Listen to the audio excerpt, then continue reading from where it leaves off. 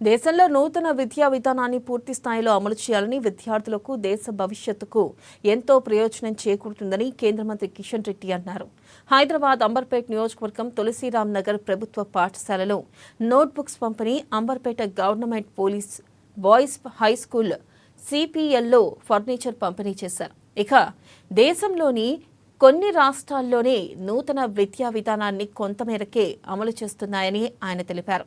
ఇక సికింద్రాబాద్ పార్లమెంట్ నియోజకవర్గంలో ప్రభుత్వ పాఠశాలల్లో చదువుతున్న విద్యార్థులకు మెరుగైన సౌకర్యాలు కల్పించాలనే దృక్పథంతో మెరుగైన వసతులు కల్పిస్తున్నామని ఆయన వివరించారు.